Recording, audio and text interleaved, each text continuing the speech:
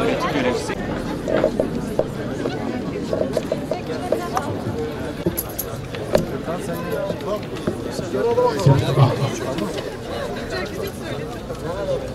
Şehitlerin yolunu sürdüreceğiz. Şehitlerin yolunu sürdüreceğiz. Şehitlerin yolunu sürdüreceğiz. Özgür Filistin, Mehdi'den Mehdi'den özgür Filistin. Tekbir! Bismillahirrahmanirrahim. ولا تحسبن الله غافلا عما يعمل الظالمون بلاغ للناس ولينذروا بواحد وليذكر أولو الألباب. الحمد لله رب العالمين والصلاة والسلام على رسولنا محمد وعلى آله وصحبه ecmaîn. Özgürlük için dibattayız. Kıymetli hazırın, değerli basın mensupları. İnsanlık tarih boyunca gördüğü en büyük zulümlerden birine şahitlik ediyor. Apartheid rejimi işgalci İsrail, kadın, çocuk, yaşlı ve sivil ayırt etmeksizin Gazze'de soykırım suçu işliyor.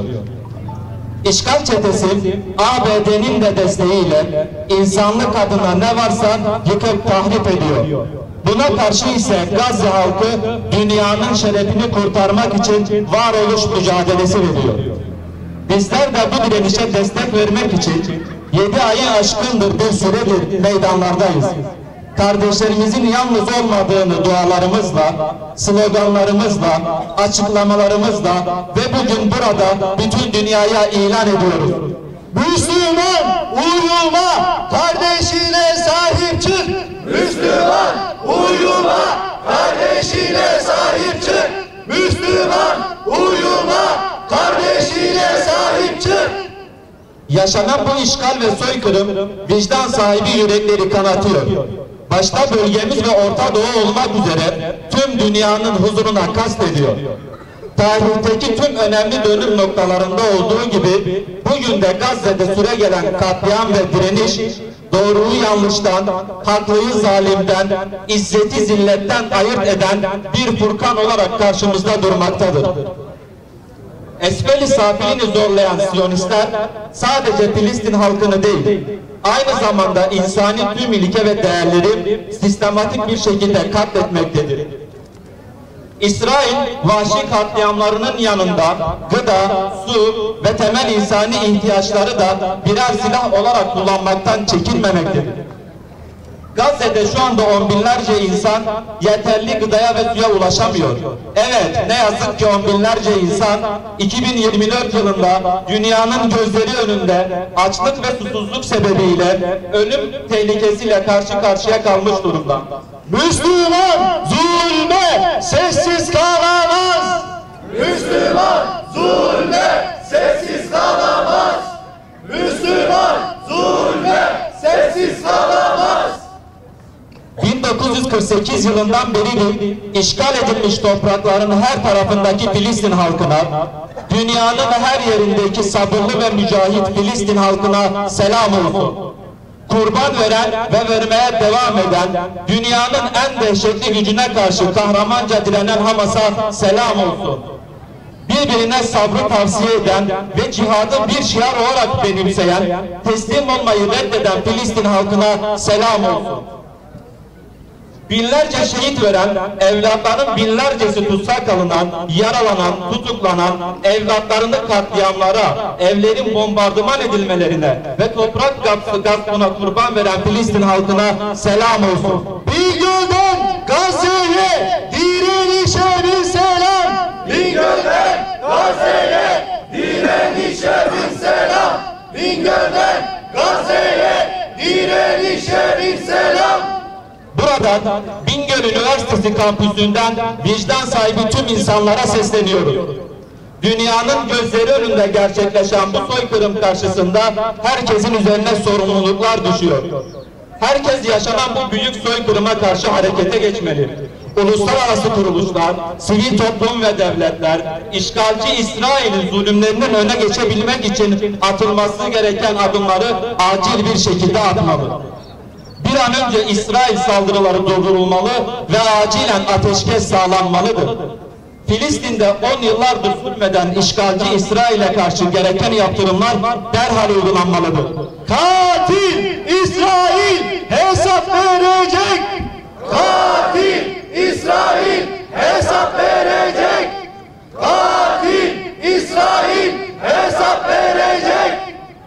Bütün İslam ülkeleri ve halkları bir araya gelip tepkisini ortaya koymalıdır. İsrail, hukuksuz işgal hareketi ve katlettiği insanlar için uluslararası hukuk önünde ve tüm dünyanın vicdanında hapsedilmelidir. Kendini İslam'a ve Mescid-i Aksa'ya adamış Gazze halkına buradan selamlarımızı iletiyoruz. Sizin izzetli duruşunuz tüm dünyayı hayran bırakıyor. Zalim Siyonistler yaptıklarının hesabını verecek ve cehenneme sürülecek. Sizler ise bu ödediğiniz bedel karşısında cennetin en güzel makamlarında ağırlanacaksınız inşallah. Şehitlerin yolunu sürdüreceğiz. Şehitlerin yolunu sürdüreceğiz. Şehitlerin yolunu sürdüreceğiz. Buradan tekrar yüksek sesle ifade ediyoruz ki Mescid-i Aksa, Gazze ve tüm Filistin özgür oluncaya kadar mücadelemiz tüm gücümüzle sürdürmeye devam edeceğiz. Aksa tufanı İslam coğrafyasının özgürlük hikayesidir. Bu hikayenin bütün kahramanlarını buradan bir kez daha selamlıyoruz. Netanyahu bir katildir. Netanyahu bir katildir. Netanyahu bir katildir. Bizler bütün dünyadan gençler olarak her katil gibi onun da cezasını alabilmesi için tüm dünyayı rahatsız etmeye devam edeceğiz. Doğu ve Batı zalim yöneticilerine hakkı çekinmeden haykıran binlerce vicdan sahibine şahitlik ediyor ve edecek. Direniş şuuru bugün bütün dünyada kampüslerde dalga dalga yayılmaktadır. Bizler Bingöl Üniversitesi öğrencileri olarak direnişe ve direnişçilere selam gönderiyor. Tekbir! Allahu Ekber! Tekbir! Allahu Ekber! Tekbir! Allahu Ekber! Yakın tarihin en örgütlü kötülüğü Siyonizm'dir. Ve Siyonizmle mücadele sahanının daha da genişlemesi için elimizden ne geliyorsa yapacağımızı açık yüreklilikle beyan ediyoruz. Dünyanın tüm vicdanlı halklarını adalet ve iyilikte buluşmaya, zalimlerin zulmünü suratlarına haykırmaya davet ediyoruz. Ve inanıyoruz ki insanlık vicdanı Siyonizmi yenecek. Kahrolsun ABD, kahrolsun İsrail, kahrolsun küresel emperyalizm. Yaşasın Gazze direnişimiz, yaşasın nehirden denize özgür Filistin, yaşasın küresel intifada. Din haysiyetini koruyan, Mescid-i Aksa'yı muhafaza eden, bu uğurda canlarından, evlatlarından, eşlerinden ve mallarından olan aziz kardeşlerimize yardım eyle. Sen onları muhafaza ve muzaffer eyle. Ayaklarını yoluna sabit kıl ve onları yalnız başına koyma ya Rabbi. İmanlarını, dirençlerini artır.